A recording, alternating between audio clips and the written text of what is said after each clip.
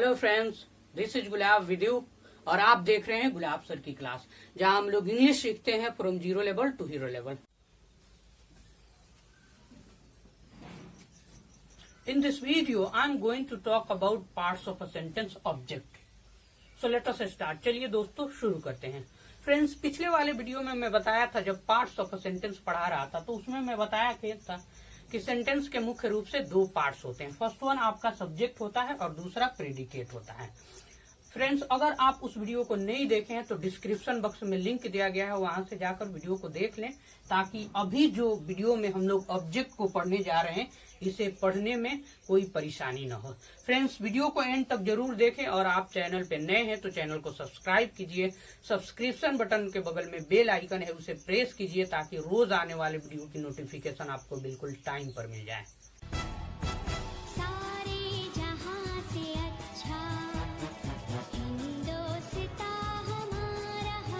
चलिए फ्रेंड्स, अब वीडियो को शुरू करते हैं। फ्रेंड्स, पिछले वीडियो में मैं बताया था कि सब्जेक्ट के मुख्य रूप से दो पार्ट्स होते हैं। फर्स्ट होता है आपका सब्जेक्ट और दूसरा प्रेडिकेट होता है। सब्जेक्ट के बारे में मैं बताया था, subject is a part of a sentence that does something, is something, has something or about which something is said. Predicate के बारे में मैं बताया था, except subject other parts of a sentence is called predicate. Predicate क्या होता है? Subject को छोड़कर किसी भी सेंटेंस में जो जितने पार्ट्स होते हैं, किसी सेंटेंस के जो अदर पार्ट्स होते हैं उन्हें प्रेडिकेट कहा जाता है। चलिए फ्रेंड्स, अब एक एग्जांपल के मदद से आपको समझा दूं मैं। Mansi is a student. Mansi is a student. आपको पिछले वीडियो में बताया गया था कि किसी भी सब्जेक्ट को पहचानना है तो हु या विच से क्वेश्चन कीजिए। ओके, हु से क्वेश्चन करने पर जो आंसर आएगा या विच से क्वेश्चन करने पर जो आंसर आएगा वही आपका सब्जेक्ट होगा। Mansi is a student. अगर मैं यहाँ से हु से क्वेश्चन करूं, हु इज अ स्टूडेंट, तो आपका आंसर आएगा मानसी। तो क्या होगा यहाँ पे? मानसी आपका सब्जेक्ट हो गई। ये वर्ड आपका सब्जेक्ट है। अब सब्जेक्ट को छोड़ दिया जाए, छोड़ने के बाद से other parts of a sentence, ये जितने भी होंगे सब के सब वर्ड्स किस में आएंगे? ये प्रेडिकेट के कैटेगरी में आएंगे, ये प्रेडिकेट में आएंगे। फ्रेंड्स, मैं आप लोगों को जब सेंटेंस पढ़ा रहा था तो वहां पे बताया था कि सेंटेंस का स्ट्रक्चर एक खास ऑर्डर में होता है। जैसे सब्जेक्ट, उसके बाद से वर्ब होता है। एक तो ये ऑर्डर है और ये सेंटेंस कंप्लीट भी हो जाते हैं। किसी भी सेंटेंस को कंप्लीट होने के लिए सब्जेक्ट और वर्ब का होना जरूरी है। तो ये आपका एक स्ट्रक्चर हो जाएगा। दूसरा सब्जेक्ट वर्ब, वर्ब के बाद से ऑब्जेक्ट भी होता है।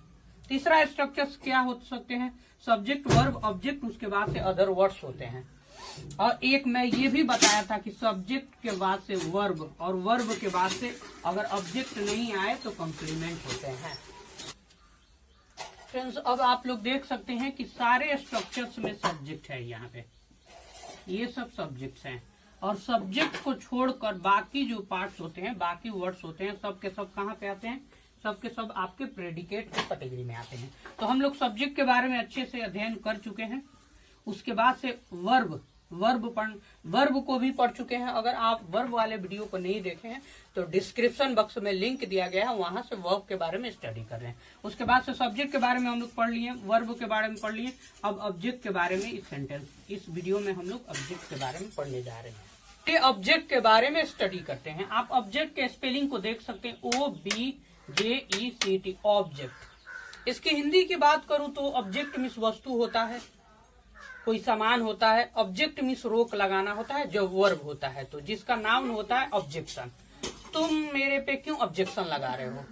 तुम इस काम पे क्यों ऑब्जेक्शन लगा रहे हो? आप ऑब्जेक्शन वर्ड को सुने होंगे, उसी का वर्ब होता है ऑब्जेक्ट। लेकिन इन सारे हिंदियों के बारे में हम लोगों को डिस्कस नहीं करना है। हम लोगों को देखना है कि ऑब्जेक्ट का ग्रामर में क्या रोल है, किसी सेंटेंस में ऑब्जेक्ट का क्या रोल होता है। यहाँ पे हिंदी होगा ऑब्जेक्ट का कर्म। कर्म, इसका मतलब होता है कार्य का प्रभाव जिस पर पड़े उसे कर्म कहते हैं। आप देख सकते हैं यहाँ पे स्ट्रक्चर सेंटेंस का सब्जेक्ट, वर्ब, ऑब्जेक्ट या सब्जेक्ट वर्ब कॉम्प्लीमेंट। इस पर हम लोग बाद में डिस्कस करेंगे, अभी इस पर चर्चा कर रहे हैं। अब सब्जेक्ट क्या होता है? Subject is the doer of an action. Subject does something. Subject किसी काम को करने वाला होता है, काम करता है। और जो काम होता है वो क्या होता है? वो आपका वर्ब होता है।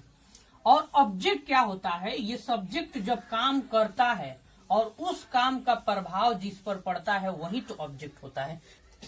अब इसके डेफिनेशन को देखते हैं।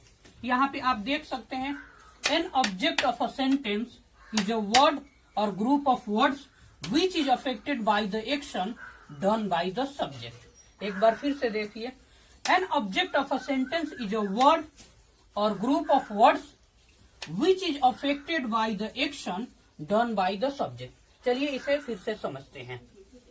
देखिए ऑब्जेक्ट क्या होता है, ऑब्जेक्ट वर्ड हो सकता है या ग्रुप ऑफ वर्ड्स हो सकते हैं, जो कि किसी सेंटेंस में जब सब्जेक्ट कोई काम करता है और उस काम का प्रभाव जिस वर्ड या ग्रुप ऑफ वर्ड्स पे पड़ता है वही तो ऑब्जेक्ट होते हैं। चलिए इसे मेरे स्टाइल में समझते हैं। अगर मैं यहाँ पे मार रहा हूं तो अभी आपने पढ़ा कि subject is the doer of action, जो काम करता है उसे क्या कहते हैं, सब्जेक्ट कहते हैं। और जो काम हो रहा है, मारने का काम हो रहा है, तो उसे क्या कहेंगे, वर्ब कहेंगे। यानी कि मैं काम कर रहा हूं यहाँ पे और काम हो रहा है मारने का, हिट करने का काम हो रहा है, और काम का प्रभाव, मैं जो काम कर रहा हूं उसका प्रभाव किस पर पड़ रहा है, इस बोर्ड पर न पड़ रहा है, तो बोर्ड क्या होगा आपका, यही तो ऑब्जेक्ट होगा। एक और एग्जाम्पल देखिए, मैं एक बुक लिख रहा हूं, I am writing a book. मैं काम कर रहा हूं तो मैं सब्जेक्ट हो गया। कौन सा काम हो रहा है, तो लिखने का काम हो रहा है, तो वो क्या हो गया, वर्ब हो गया। और इस जो मैं लिख रहा हूं उसका प्रभाव किस पर जा रहा है, बुक पे जा रहा है, तो बुक क्या होगा आपका, यही तो ऑब्जेक्ट होगा। एक और एग्जाम्पल को देखते हैं। मेरे सामने बहुत सारे रसगुल्लाज रखे हुए हैं, मैं गया और जाकर उठाया और उठाकर उसे खा रहा हूं। ओके, तो काम करने वाला मैं हो गया, खाने का काम हो रहा है तो वो हो गया। और इस खाने का काम किस पर पड़ रहा है, खाने का प्रभाव, इस वर्ब का प्रभाव किस पर पड़ रहा है, रसगुल्ला पे, रसगुल्ला पे पड़ रहा है, तो रसगुल्ला क्या होगा, आपका ऑब्जेक्ट होगा। आई होप आप समझ गए होंगे। एक और इसका डिफिनीशन ये होता है, it is the receiver of an action, an object is the receiver of an action. इसलिए बोला जाता है कि कोई काम को रिसीव करने वाला होता है जो वर्ड ऑब्जेक्ट होता है। चलिए अब कुछ एग्जाम्पल्स के मदद से इसे समझने की कोशिश करते हैं। अगर मैं बोलूं, यहाँ पे लिखा हूं स्मिता राइट्स अ लेटर, काम करने वाला कौन है, स्मिता, तो ये क्या हो गई, ये सब्जेक्ट आपका है। काम कौन सा हो रहा है, राइट्स, लिखने का, वो हो गया। ओके, और इस Smita writes a letter, Smita पत्र लिख रही है और लिखने का प्रभाव किस पर पड़ रहा है, पत्र पे पड़ रहा है, लेटर पे पड़ रहा है, तो यही तो आपका ऑब्जेक्ट होगा। एक और सेंटेंस को देखिए, अयान बीट सुफियान, अयान सुफियान की पिटाई करता है।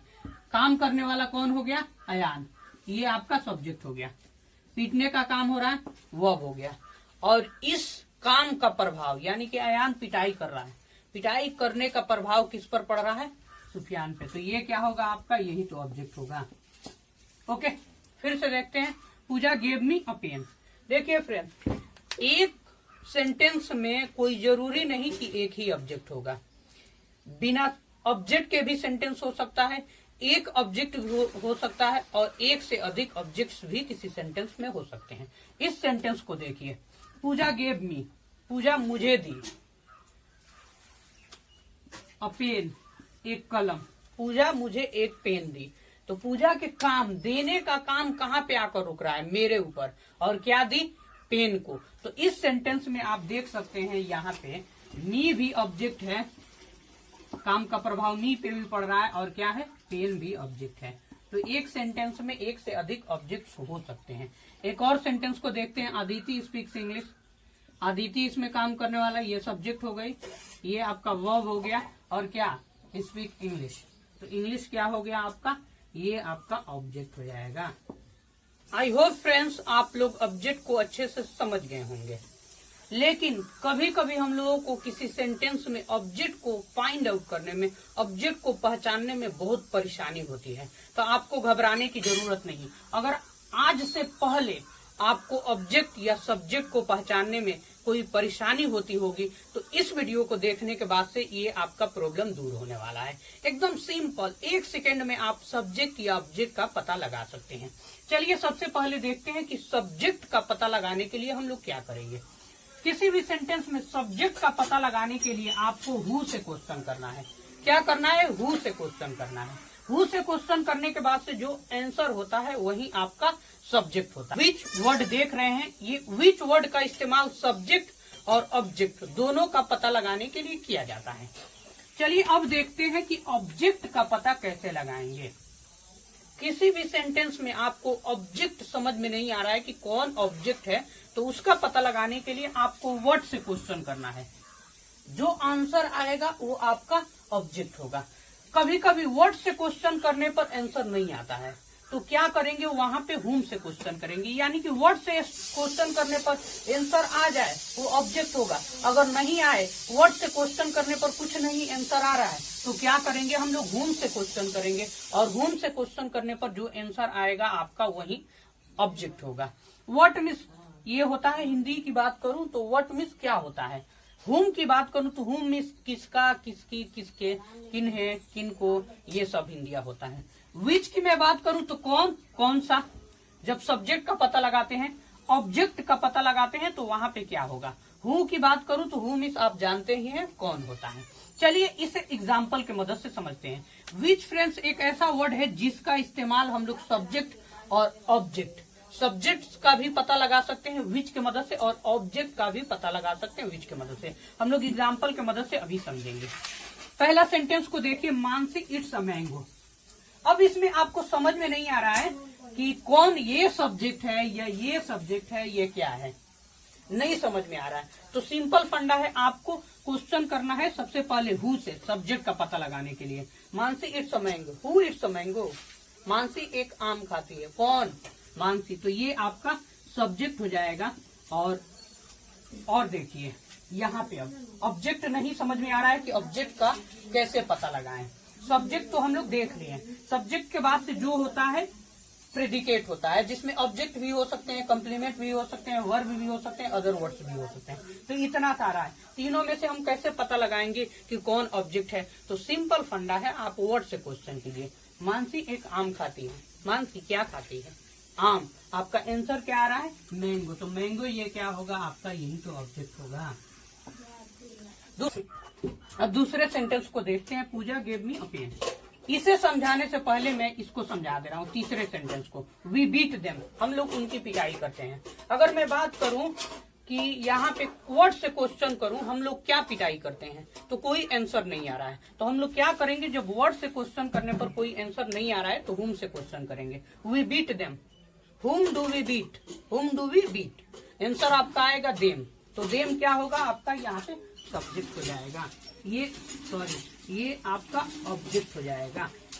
अब यहाँ पे मैं बात करूं हु वी की, तो आप जानते ही हैं वी सब्जेक्ट। कौन पिटाई करता है, तो सब्जेक्ट का पता लगाने में आपको कोई दिक्कत नहीं होगा।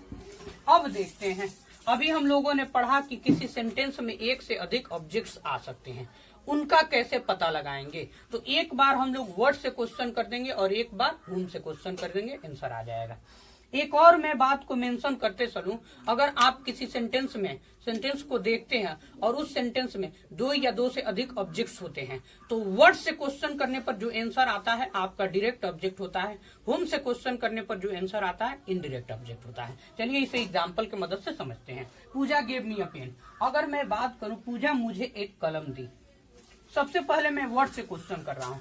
पूजा मुझे दी व्हाट, क्या दी, कलम, क्या दी, पेन, एक पेन। तो ये क्या होगा आपका, ये यहाँ पे तो साबित हो गया कि ये एक ऑब्जेक्ट है। दूसरी बार मैं हुम से क्वेश्चन कर रहा हूँ। Puja gave me a pen, Puja gave a pen whom, किनको दी, पेन, एक कलम किनको दी। तो आंसर आपका आएगा मी, मुझे। तो ये भी आपका ऑब्जेक्ट हो जाएगा। एक और बात को मैं मेंशन किया हूँ कि अगर वर्ड से क्वेश्चन करने पर जो ऑब्जेक्ट आता है वो आपका डायरेक्ट ऑब्जेक्ट होगा। तो पेन क्या होगा आपका, यहाँ पे ये होगा आपका डायरेक्ट ऑब्जेक्ट। और जो हुम से क्वेश्चन करने पर आंसर आता है तो वो होता है आपका इनडायरेक्ट ऑब्जेक्ट। तो इस सेंटेंस में मी क्या होगा, मी आपका इनडायरेक्ट ऑब्जेक्ट होगा। ठीक है, डिस्क्रिप्शन बॉक्स में फ्रेंड्स लिंक दिया गया है, वहां पे डायरेक्ट ऑब्जेक्ट और इनडायरेक्ट ऑब्जेक्ट क्या होते हैं वहां से जाकर आप पढ़ सकते हैं, आपको समझ में आएगा। एक और सेंटेंस को देखते हैं। अभी हम लोग ये समझ गए कि हु से क्वेश्चन करने पर सब्जेक्ट का पता लगाते हैं। whom या what से क्वेश्चन करने पर ऑब्जेक्ट का पता लगाया जा सकता है। लेकिन which ऐसा वर्ड है जो कि जिसका केस की बात करूं तो सब्जेक्टिव केस भी होता है, ऑब्जेक्टिव केस भी होता है। यानी कि इसके मदद से आप सब्जेक्ट का भी पता लगा सकते हैं और ऑब्जेक्ट का भी पता लगा सकते हैं। देखते हैं एग्जाम्पल। यहाँ पे आप देखिए that is a red pen, that is a red pen, वह एक लाल कलम है। अब यहाँ क्वेश्चन मैं करूं which is a red pen, which is a red pen, तो यहाँ पे जवाब होगा that is a red pen. तो दैट क्या होगा, विच से क्वेश्चन करने पर आंसर दैट आ रहा है तो दैट क्या होगा आपका सब्जेक्ट होगा। तो विच की मदद से आप सब्जेक्ट का भी पता लगा सकते हैं। इसी तरह एक और सेंटेंस को देखते हैं। This is a black marker, this is a black marker. अगर मैं अब यहाँ पे इतना मार्कर्स को ले लिया, अब सवाल करूं which is a black marker, which is black marker, तो क्या होगा, जवाब क्या होगा आपका दिस वन, दिस। तो दिस क्या होगा, वहां पे दिस सब्जेक्ट होगा। एक और सेंटेंस को देखते हैं। यहाँ पे बोला जाए this is a black pen, मेरे पास ब्लैक मार्कर है, सपोज ब्लैक पेन मान लीजिए, this is a black pen. अब इसमें this is a black pen, ये समझ में नहीं आ रहा है कि सब्जेक्ट कौन है, पेन है या दिस है। तो आप विच से क्वेश्चन कीजिए, which is a black pen, which is a black pen, इतना सारा है, which is a black pen, मैं कहूंगा this is a black pen, this, answer this आ रहा है। तो ये क्या होगा आपका, यहाँ पे सब्जेक्ट का पता इससे लगा सकते हैं। ओके, यहाँ पे एक और सेंटेंस को देखते हैं। मैं यहाँ पे लिखा हूँ आई लाइक प्लेइंग, आई लाइक प्लेइंग। अब इसमें देखा जाए तो सब्जेक्ट का पता तो आप हु से क्वेश्चन करके लगा सकते हैं, हु लाइक प्लेइंग, आई, ये सब्जेक्ट हो गया आपका। अब ये भी वर्ब दिख रहा है, ये भी वर्ब दिख रहा है, लेकिन दोनों में से एक ही वर्ब है और एक ऑब्जेक्ट है। ठीक है, ये जेरंड है, ये ऑब्जेक्ट होगा, लेकिन आपको समझ में नहीं आ रहा है कि इसमें से ऑब्जेक्ट कौन है। तो क्या करेंगे, सिंपल फंडा है, विच से क्वेश्चन कीजिए। तो क्या करेंगे हम लोग, विच से क्वेश्चन करेंगे, विच do I like, which do I like, तो आपका आंसर आएगा प्लेइंग। तो ये क्या होगा आपका ऑब्जेक्ट होगा। इसका विच के जगह पर कुछ लोग व्हाट से भी क्वेश्चन करते हैं, ये भी सही है। What do I like, I like playing, what do I like, I like playing, या which do I like, I like playing. तो इसके मदद से, विच के मदद से आप दोनों का पता लगा सकते हैं, सब्जेक्ट का भी और ऑब्जेक्ट का भी। यहाँ पे क्या होगा, विच डू आई लाइक, आपका आंसर होगा प्लेइंग। तो ये क्या होगा आपका, ये ऑब्जेक्ट हो जाएगा, आपका ये ऑब्जेक्ट हो जाएगा। आई होप फ्रेंड्स आप लोग जान गए होंगे कि सब्जेक्ट और ऑब्जेक्ट को कैसे पहचाना जाए। तो तब तक के लिए फ्रेंड्स छोटी सी एक कंफ्यूजन है, इसे भी दूर कर लेते हैं। यहाँ पे मैं दो सेंटेंसेस को लिखा हूँ, इसे देखते हैं। Sonam it's an apple, Sonam it's an apple. यहाँ पे अगर मैं वर्ड से क्वेश्चन कर रहा हूँ, व्हाट डज सोनम ईट, तो यहाँ पे आंसर आपका आएगा एन एप्पल। तो ये तो ऑब्जेक्ट होगा, बेशक है, वर्ड से मैं क्वेश्चन किया और यहाँ वर्ड के मदद से ऑब्जेक्ट का पता लगा लिया। दूसरे सेंटेंस को देखते हैं। Sonam is a doctor, Sonam is a doctor. अब यहाँ पे मैं वर्ड से अगर क्वेश्चन करूं, what is Sonam, what is Sonam, तो आपका आंसर आएगा डॉक्टर। इसको देखते हैं, यहाँ पे वर्ड करने से जो आंसर आया वो तो ऑब्जेक्ट है। क्या यहाँ पे भी वर्ड से क्वेश्चन करने पर जो आंसर आया ऑब्जेक्ट है? नहीं बाबू, ये तो आपका ऑब्जेक्ट नहीं है, ये कॉम्प्लीमेंट है, ये कॉम्प्लीमेंट है। अब क्यों ये कॉम्प्लीमेंट हो जा रहा है, क्यों ये ऑब्जेक्ट हो जा रहा है, इसे देखते हैं। देखो बाबू, इसमें कोई एक्शन हो रहा है, इस सेंटेंस में एक्शन हो रहा है और एक्शन का प्रभाव किस पर पड़ रहा है, जिस वर्ड पे पड़ रहा है वो आपका ऑब्जेक्ट होगा। इसमें कौन सा एक्शन हो रहा है, सी इज अ डॉक्टर, कुछ काम हो रहा है? नहीं, काम नहीं हो रहा है। तो वर्ड से अगर किसी सेंटेंस में कोई एक्शन नहीं होगा और वर्ड से क्वेश्चन करने पर जो आंसर आएगा वो ऑब्जेक्ट नहीं होगा।